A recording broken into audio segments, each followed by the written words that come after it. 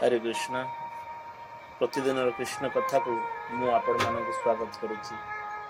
आसंतु से परम पुरुष भगवान विश्व ब्रह्मांडपति श्री जगन्नाथ चरण रे समर्पित हो आज कथा को आरंभ करिबा। जय जगत्र नाथ जगन्नाथ बलदेव सुभद्रा मई सुदर्शन देव की जय। ओं ज्ञानतिमिरान्धस्य ज्ञानाञ्जनशलाकया चक्षुर्मिलितं येन तस्मै श्रीगुरुवे नमः। जय श्री कृष्ण चैतन्य प्रभु नित्यानंद श्री अद्वैत गदाधर शिवासादि श्री गौर भक्त वृंद। हरे कृष्णा कृष्णा कृष्णा हरे हरे, हरे राम राम राम हरे हरे। ओम नमो भगवते वासुदेवाय। ओम नमो भगवते वासुदेवाय। ओम नमो भगवते वासुदेवाय। हरे कृष्णा। श्रीमद् भगवद गीता सांख्य योग द्वितीय अध्याय श्लोक नंबर 27। जातस्य हि ध्रुवो मृत्यु ध्रुवं जन्म मृत्यस्य च तस्मात् परिहर्य अर्थिं न त्वं सचितो महर्षि। अनुवाद। जे जन्म होइछि तार मृत्यु सुनिश्चित एवं जे मृत्यु लाभ करछि तार जन्म निश्चित। तेणु यह जेतेबेले अपरिहार्य कर्तव्य संपादन पछिबा उचित नुहे कि दुख प्रकाश करने उचित नुहे।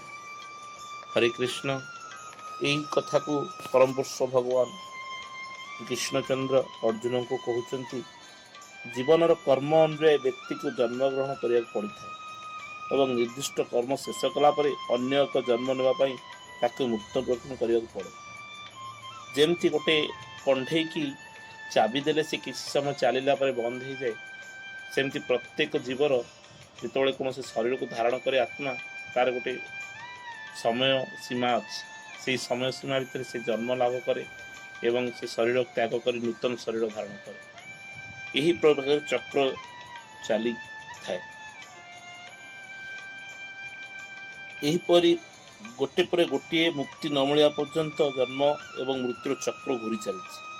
अवश्य जन्म मृत्यु चक्र अଯଥା हत्याकांड व युद्ध विभीषिका आदि को अनुरोध करे ना, किंतु तत्संगे संग हिंसा व युद्धर आवश्यकता अच्छी।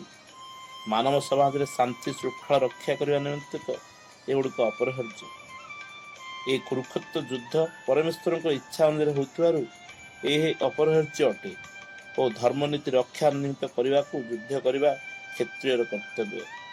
जेतेबेले जे उपयुक्त कर्तव्य संपादन करुच्ची सेतेबेले से तार भाई बंधु मृत्यु दुखित होबार कौन आवश्यकता कौन अच्छी। ता पक्षरे नियम भंग करने उचित नुहे। ताद्वारा से पापकर्म प्रतिक्रिया भोग कर अर्जुन आतंकित होते।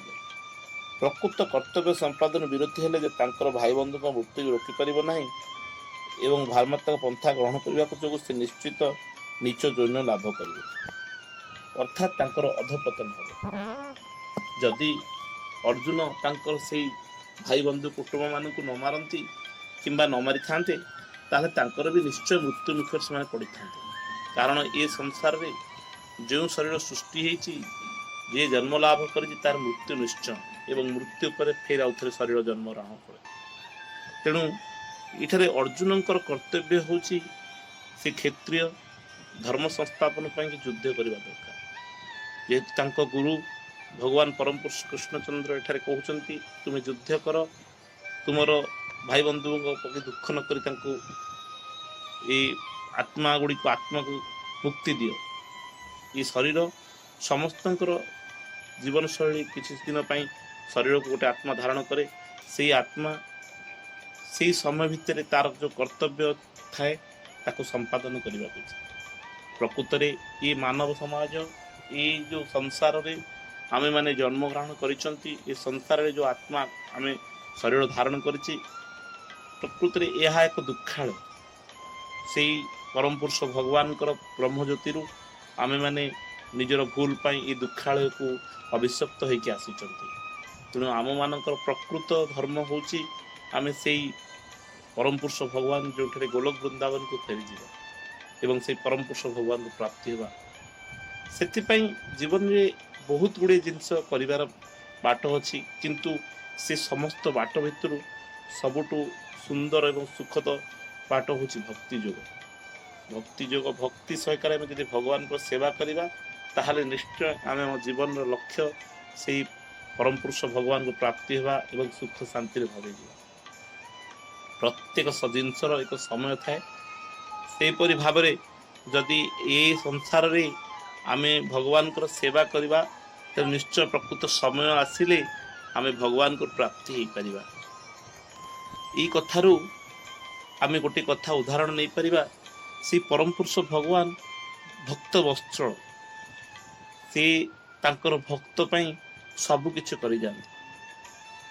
ଏଇ ପୁରୁଷୋତ୍ତମ ଧାମରେ ବହୁତ ବର୍ଷ ପୂର୍ବେ ଯେତେବେଳେ ଭଗବାନଙ୍କ ସେବା ଜଣେ ପୂଜା ପଣ୍ଡା କରୁଥିଲେ, ସେ ପ୍ରତିଦିନ ଭଗବାନଙ୍କର ପୂଜା ପଣ୍ଡା ସେବା କରନ୍ତି, ପୂଜାରୀ ସେବା କରନ୍ତି।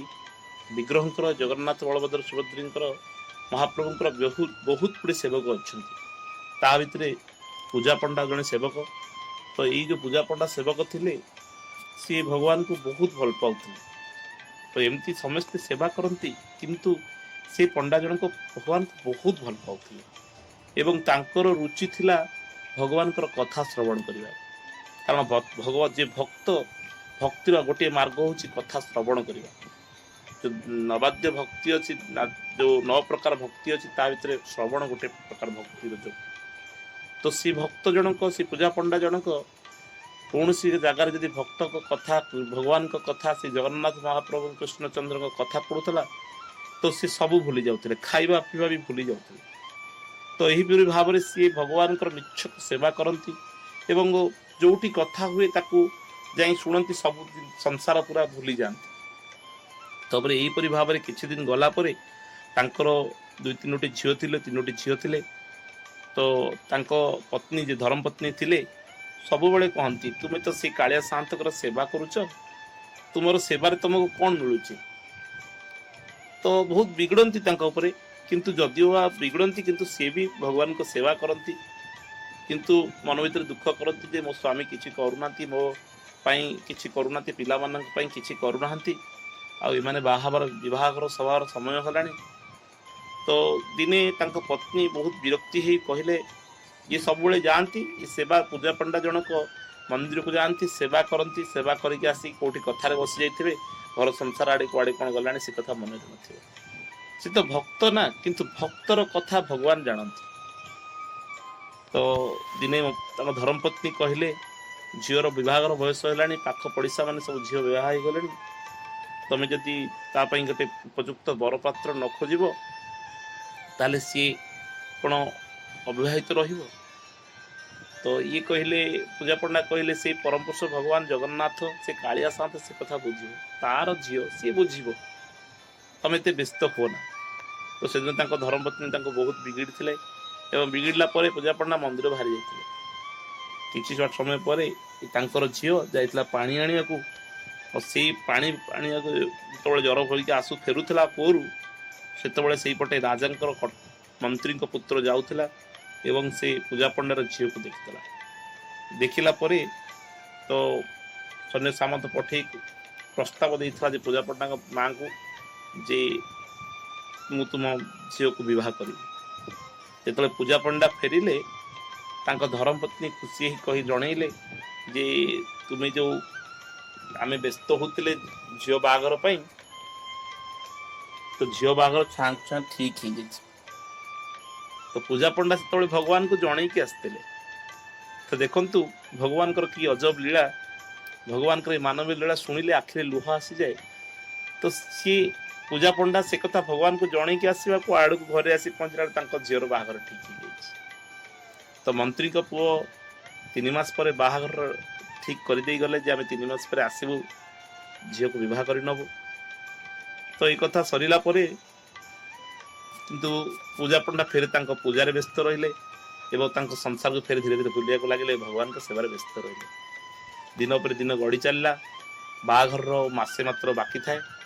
तो तांको धर्मपत्नी कहले पूजा पंडा को तुम तो बाहाघर ठीक कलनी, बाहाघर आपे छाई ठीक हो गला। सी कौन जानी से परम पुरुष भगवान ये सब जिन कर जगन्नाथ तांको भक्त पे सबू करते से तांको भक्त पे निजे निजे लोहुलुण होइथिबे, निजे युद्ध करिक भारी पड़े। तो सी परम पुरुष भगवान जगन्नाथ कालिया साहत कहार दुख देखिबे पारंती, भक्तर दुख तो दुख दूर कथा। तो पूजा पंडा को तांको धर्मपत्नी कहले आ मासे मात्र रहिला बाहाघर, तुमे तो किछि ठीक कलनी, जानी जौतुक से मंत्री पुओ तांको पई तो बाहाघर जानी जौतुक सिना आमे दबानी, जौतुक नदेले भी सेतबेले जौतुक प्रथा चलीथिला, किंतु से कहले जौतुक नदेले भी आमे तो से बाहाघर सेही प्रकार करिबा। आ तुमे तो जो दुख दरिद्र भलिया चलुच केमिति बाहाघर करबो, तुमे जाओ आज घर बाहर की झील तुम जो सब जजमान अच्छा दूर गाँव में सब देखा करी एति तारीख में बाहागर अच्छे मसे पर तुम आसिले जानी ज्योतिक नहीं कि बाहागर हम। तो पूजा पंडा इच्छा नाला कारण जगन्नाथ को छाड़ी से जीवा पीढ़े हेले राजी नथिले, तथापि धर्मपत्नी ताड़ना न शुणी पारी दुखरे बाहरी गले। संध्या बेला समय पूजा पंडा धीरे धीरे जो किसी दुख धंदा करी भगवान ये धर्मपत्नी किसी खाद्य देते खाई जलपन कर कि बाट चलला गाँ पर गाँ गाँ पर गाँ दुई तीन गाँ गलापर गोटे गाँ आसला जो भगवत कथा होता। तो आगु ग्राम मानक भगवत टुंगी रे मास मास धरी भगवत कथा हुए। तो आजिकल से सब जिन देखा मिलूनी, भगवत टुंगी अच्छी किंतु कथा होना। तो पूजा पंडा तो भगवान को कथा श्रवण करने को भारी प्रिय। से पूजा पंडा कौन कले जो कथा शुणिले तो पूजारी लोक से लटकिना बसी पड़े एवं कथा शुणा लगे। से कथा मासादी काल चलबार थिला। तो पूजा पंडा से कथा शुणिले, शुणु शुणु शुणु ये संसार घर कथा, झीर विवाहर कथा, धर्मपत्नी कथा सबू भूलीगले। यहपरी भाव में कथार मजिगले से जगन्नाथ प्रेम से भगवान कृष्णचंद्र प्रेम मजिगले। से संपूर्ण रूपे तांकर जो काम बाहरी से कथा भूलीगले। भूलीगला यही परिवार दिन कटि चली चलला। गोटे पर दुई दिन, दुई दिन पर तीन दिन से से प्रसाद पाइले, कथा शुणिले, प्रसाद पाइले, कथा शुणिले। यहीपरी भाव में समय कटि कटि चलला। आड़े धर्मपत्नी व्यस्त हेले जे पूजा पंडा तो जाए फेरी ना। बाहाघर दिन आसला, बाहाघर दिन रे समय गला, बाहाघर हो गला। तो पूजा पंडा जो कथा सरीला, कथा सरीला परे पूजा पंडा घर को तांकर कथा मन पड़ा जे रे मु तो मो झील बहागर आसती, यही तारीख रे बहागर थिला। सेतबेले कथा सरीला बेलू बहागर डेट पलि सारा, तारीख अलरेडी जो झीर बहागर तारीख थिला से अतिक्रांत कर सारा। से कहले रे मो झीर बहागर थिला, मु तो गाँव में बहुत से लोक हसा होते तो बहागर भांगी जाइथिबो। पूजा पंडा सेठू भगवान जगन्नाथ को चरणाश्रित हो प्रणाम करी भो भोई कांदिकी फेरिया दौड़िया लगे। जो से गाँव प्रवेश करें, गाँव में प्रवेश करू करू से गाँ लोक मैंने आश्चर्य ही देखिले, पचारे, धन्य धन्य कले। तो पूजा पंडा व्यस्त हो पड़े, भाविले मत लोक अटहास्य कर।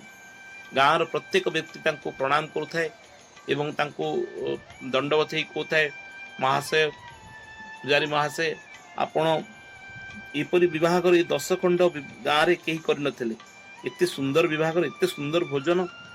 तो पूजा पंडा को प्रत्येक कथा छुरी माने घुषिला परि अनुभव होता है। से भावुता है समस्ते भावुता समस्ते खेसा करुँच, लज्जा दौरान।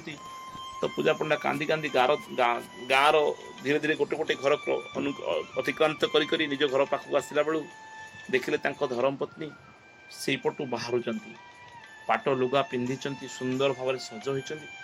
पूजा पंडा देखी प्रथम चमकी पड़े जे यहाँ मो घर नुहे किंतु परे जानिले जे हाँ निज धर्मपत्नी आसिकी लज्जार सहित पाखे ठिया कौ मुहर कहे जे झील बाहागर हो पारानी, समस्ते एमती लज्जा दौरान। तो धर्मपत्नी देखु देखु आश्चर्य हेले, कहले हये तमें पर एबे जाइथिलो गाधेइबा को, स्नान करी फेरी था प्रसाद कर सारे, प्रसाद पाई था। से कहले मु स्नान करी फेरी था। तो पूजा पंडा किसी बुझी पारे, से धर्मपत्नी की तापरे सब कथा पचारि बुझिले धर्मपत्नी कहले तुम्हें गला परे तुम्हें पर आसिल फिर फेरिकी पूजा पंडा आश्चर्य होगी धर्मपत्नी की कथा शुणा लगे पूजा पंडा जीवार किछि दिन पर जिते बहागर आ 2-3 दिन थिला पूजा पंडार बेशरे से परम पुरुष भगवान जगन्नाथ निज रूप नहीं पर पूजा पंडार रूप नहीं धर्मपत्नी पाखे आसी पहुंची एवं 7टी शगड़ रे विभिन्न प्रकार सुना अलंकार धन संपत्ति नहीं कि आसी एवं कही जे मु जाइली जजमान मैंने सब एत जिनस देइचंती झीर विभागर हम तो सेबेटू रही से गाँव रे पूजा पंडार झील विभागर होई सब सुख शांति समस्त को प्रसाद दे बहुत धन संपत्ति से आनी सब देकी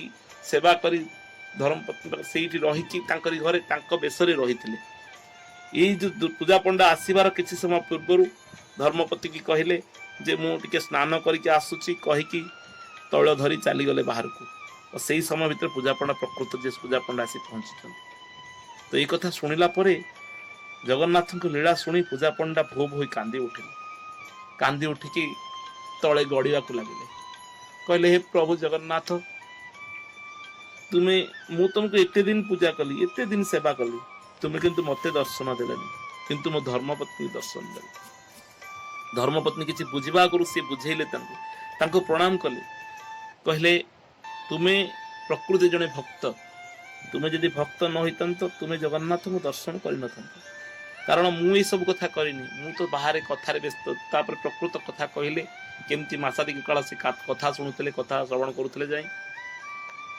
पूजा पंडा धर्मपत्नी भगवान को प्रणाम कले और दिन से माने से दिन टू धर्मपत्नी भी भगवान को सेवा करने को लगे यही कथार आम समस्ते या जाना दरकार जे महाप्रभु जगन्नाथ जे भक्त पाई सबकि जदि आम से कृष्णचंद्र भगवान जगन्नाथ को सेवा करवा भल पाइबा निश्चय प्राप्ति हो आउ जीवन प्रकृत लक्ष्य से परम पुरुष भगवान कृष्ण को धाम को गोलोक वृंदावन को फेरी दे हरे कृष्ण इठारे परम पुरुष भगवान अर्जुन को सही प्रकृत कथा कहते जे तुम्हें जदि तुमर बंधु बांधव को मारिबा पछाओ ना कारण ये आत्मा दिन जन्म होइछि माने मृत्यु हम ये शरीर निश्चय विनाश हम फिर नूतन शरीर आत्मा ग्रहण कर तेणु तुम जदि न मारे भी तुम भाई बंधु कुटुंब माने निश्चय मृत्यु मुखर पड़े यही कथा कही जेहेतु अर्जुन कर्म हो युद्ध करने से क्षत्रिय तो कृष्ण महाप्रभु भगवान तांको युद्ध करने कहते हरे कृष्ण ये तो थिला सांख्य जोगर द्वितीय अध्याय श्लोक नंबर 27 आजिकार कथा को आम ये विराम दबा आसतु थे भगवान का नाम करवा हरे कृष्ण कृष्ण कृष्ण हरे हरे हरे राम राम राम हरे हरे जय जगतनाथ जगन्नाथ बलदेव सुभद्रा में सुदर्शन देव की जय लक्ष्मी नृसिंहदेव भगवान की जय राधा माधव राधा गोपीनाथ राधा गौर सुंदर की जय पंचतत्व गोपाल जी की जय गणपति जी की जय वृंदे देवी की जय भक्त श्रेष्ठ प्रहलाद महाराज की जय श्रील प्रभुपाद की जय श्रील गुरुदेव की जय अनंत कोटि वैष्णव वृंद की जय निताय गुरु प्रेमानंदे हरि हरि बोल हरि हरि बोल हरि हरि बोल जय जय जगन्नाथ जय जय जगन्नाथ जय जय जगन्नाथ।